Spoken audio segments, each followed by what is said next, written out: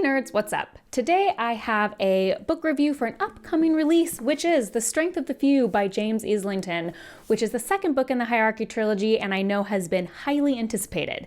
Now, I actually am also going to cheat kind of and do a quick mini review of The Will of the Many because I haven't reviewed it on my channel yet. What happened is Saga Press sent this to me, which was very kind of them, and I hadn't read the first one yet, even though I've been meaning to for a while, and I felt so guilty that they sent me this super anticipated book that I immediately was like, okay, I'm gonna go read The Will of the Many. I know so many of you wanted me to read it, and then I'm gonna also read and review this. So, if you're only interested in the second review, just use the chapters below, skip ahead. But I do want to tell you guys what I thought of The Will of the Many because it's kind of related to what I thought of the second book. So for a quick overview, I gave The Will of the Many a 3.5 and I also gave The Strength of the Few a 3.5. I know that's going to be super disappointing for people because they let me know on my Instagram how much they hated that score. I just want to remind you that for me, a 3.5 is an above average book. 3 in my kind of ranking system is just average. It's just okay. So 3.5 is above average. It's not a bad ranking. I'm just like a little bit of a pickier rater. So both books I ranked the same and I can't wait to explain to you why I felt that way. Let's get right into it with The Will of the Many. So someone told me when I was like a fourth of the way into this book that it's basically fantasy Red Rising, and then that thought didn't leave me ever because it's so apt as a description for this.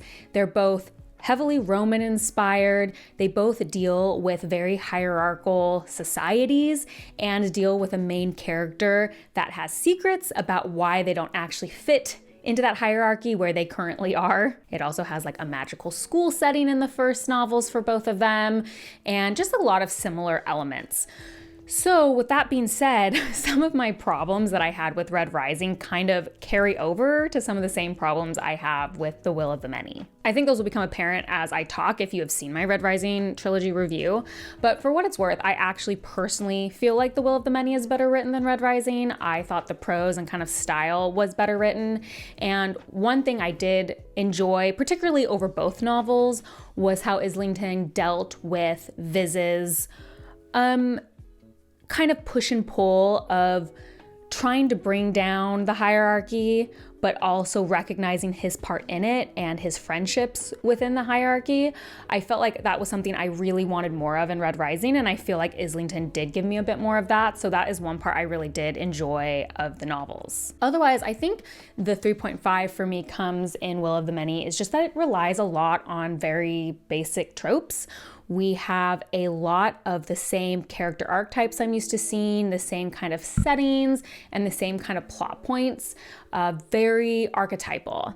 And that's not a bad thing. Like, I think in a lot of ways people love that. It's just that my current journey, when I read a book like that that relies heavily on archetypes, it just feels like I've read it before, and it also tends to lend to me predicting a lot of stuff. And I'm not someone who really reads to predict. It's just not like necessarily my thing. So when I read a book and it's like, oh, well, that's going to come back like this later, and then it's right. That's going to come back like this later, and then it's right. And that, it just kind of gets a little repetitive feeling for me, or like I'm not necessarily reading something very new. And one of the most difficult tropes for me, I think, to deal with how it was executed in this book was the main character who is good at everything. Now, I have several books I like with an all-powerful main character, but for me, it's a very thin line to walk for a character I like that's like that, and one that feels a little frustrating and underdeveloped. First, it has to be believable that this character could have those talents. And I feel like Islington did give us an explanation for Viz, especially when we talk about his past in terms of like mental capability and how fast he can memorize or his knowledge base. I feel like those are things that make sense to stay with you. And so I really didn't have a problem with this outperforming people in an academic nature. But when we talk about physical things, physical doesn't work like your mind. So if it has been several years since you have trained in a specific physical thing, you will not be as good as people who are currently training. Like, that just is like not how that works. And because this is a non-spoiler review, I'm not going to say the specific scene that really bothered me, but there is a specific scene, I think if you read the book you would know, really very much pushed my ability to believe that this could still be as good at this based on how many years it had been and new technology he has to learn. So it's things like that that just kept taking me out. And I think it wouldn't have taken me out quite as much if Viz's flaws actually hurt him in any meaningful way. So we know that Viz has an anger issue. I think that's a great thing for Viz, and I think it comes out in interesting ways. However, it only ever hurts him superficially. We are told he has an anger problem. We are shown he has an anger problem, but there are no consequences ever for the anger problem. Oh, there's tiny consequences, but in the next chapter, it's all waved away. I think when I think of some really powerful characters that I like I thought of Quoth from Kingkiller Chronicles, especially the first book, and like Kaladin from Stormlight Archive. In both of their situations, I can think of significant consequences that happened because of their flaws. I was thinking particularly of Kaladin. Obviously, I'm not going to spoil anything, but in book 2, there's a very famous scene. If you have read book 2, you will know what I'm talking about. It's an incredibly famous scene because it shows how powerful Kaladin is as a character, and then immediately after shows how his weakness has swift and just horrible consequences. Like one of the hardest scenes to read because it is so horrible. You guys all know what I'm talking about. And it has like an actual consequence. And I think I miss that. Kaladin is very powerful, yes, but he also has flaws that really affect his main storyline. And that's, I think, what I'm just missing a little bit with Viz. I think I personally, when I read a character that's all powerful, need that flaw that even if it doesn't affect the outcome by the end of the book, it affects the minutia to give me that tension. Viz was so successful, I never had tension in any of the scenes. And along with that, I just feel like the rule of cool was used just a little too much for my taste. I can tell that some scenes were just put in there to be cool. And we'll talk about more of that later because you're like, there's no problem with that, but we'll get that. But despite that, I mean, it was a well-written book. It was enjoyable. And I did think the ending was very strong. The end, the epilogues put something new in that I hadn't read before and made me okay, now we're doing something new. And I was excited by that. So in the end, 3.5, an above average book, but not something that overly excited me. So let's go on to my Strength of the Few review. So first of all, this is a non-spoiler review for Strength of the Few, but I will say I cannot review book 2 without talking about book 1. So book 1 was a spoiler-free review, but if you have not read book 1 now, here's your time to click off because I cannot talk about book 2 without talking about things that happened in book 1. So this is a non-spoiler review just for book 2. I think that's normally pretty obvious, but since I combined these into one video, I just wanted to make it explicit. So I think it's really important you understand where I came from book 1, because most of my complaints for book 1 stay the same in book 2. So if everything I just talked about in book 1, you had no problem with and you ranked it a 5 stars, guess what? You'll probably love book 2 as well. So you should not be nervous that I also ranked it a 3.5. But let's talk about it anyway. So I did have similar issues with Viz never losing. Viz is the best at all times. Viz is always going to do the right thing at every moment. And in this book, there is an element of explanation for that, but it still wasn't enough at all times. I feel like it heated up. He would randomly just be able to do things and wow, I'm so lucky. That just worked. That just worked. That just worked. And again, as you learn more kind of about the magic in book 2, there's a reason, but at some point it just gets a little boring. And tied into this, there are just so many contests in this book. We left the school setting and then we come back and there's just so many competitions or so many contests or so many race type things. And I just got a little bored of them. Yes, they're great. They can be tension filled. But at some point, if we're just having competition after competition after competition just because it's cool and it's not moving forward the plot in a meaningful way or the characters in a meaningful way for me, it's just not enough for me. And you might be like, shut up, Bookborn. Contests are cool. I love them. And that's great. There's nothing wrong with that. I'm just saying for me, it gets a little tedious. So the main thing I really want to talk about in this book is what happens at the end of book 1. At the end of the book 1, we find out that Viz has been copied twice, and now he exists in 3 different worlds. He exists in Res, Obidium, and Lucium. I think I got those right. So he exists in all 3 worlds, and this book follows him in those three worlds. This is the best part of the book in terms of idea. Like, that's so fresh, and I was very excited about that. And I think there are some super cool elements that are within those three worlds and this within them. Here's how I feel about it. It did present him some challenges though as a writer. So in any fantasy book with multiple perspectives, you're always going to have a couple perspectives that you're not as interested in. That's just like the classic fantasy experience. But I do think it's amplified a little bit when you are reading three different experiences from technically the same character. It's his copy, but it's the same character. So there's this kind of like lack of forward momentum because you are having to get character arcs in three separate worlds, but it's still for the same character. So even though that's like a common problem in fantasy with different characters, somehow it feels like a little bit worse with three characters. If it were up to me, I would have, so the book is split pretty evenly. I would say it's about a third of each vis in each of these worlds.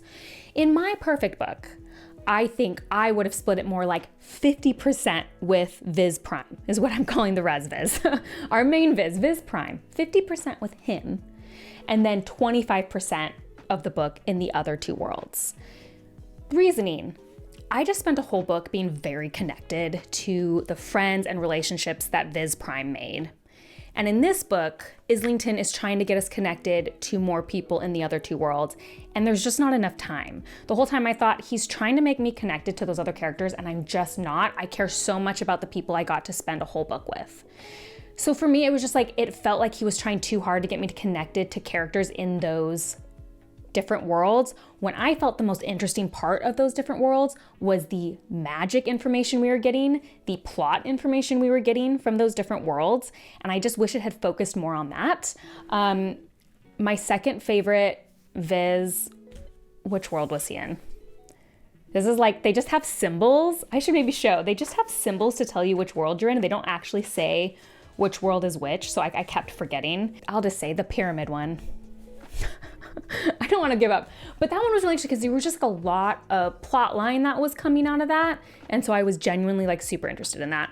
The other thing with the three Vizes is at one point, I thought Islington was going to kind of explore how this same person put in different circumstances can start developing different parts of their personality. And that actually started happening in my ultimately least favorite Vis, Vis 3 or whatever. He kind of started going a different direction. I was like, oh, Islington's going to really kind of show us the different parts of Viz's personality and how they could be developed differently based on circumstances. But then he pulled it back. And I was just a little bummed about that because I think it would have made the different perspectives a little bit more interesting. Instead, I just got a lot more of like contests in each one.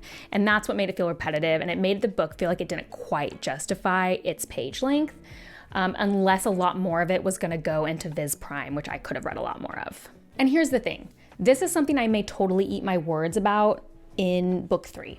Like, book 2 suffers a little bit from being a hugely set up book. It suffers a bit because you get to the end and you're like, I kind of wish we were further, but it's so clear that Islington just needs to set up so much for book 3, and I totally understand and respect that. So there is a chance that after I read book 3, it's like, oh, all of that stuff in the other worlds in book 2 was totally necessary, but as of right now, it doesn't feel it. There's one other main complaint I have related to all of this and related to this, is that as we learn at the end of book 2, not at the end of book 2, as we learn in the end of book 1, 2 of our 3 Vizes has lost an arm. That's a significant thing.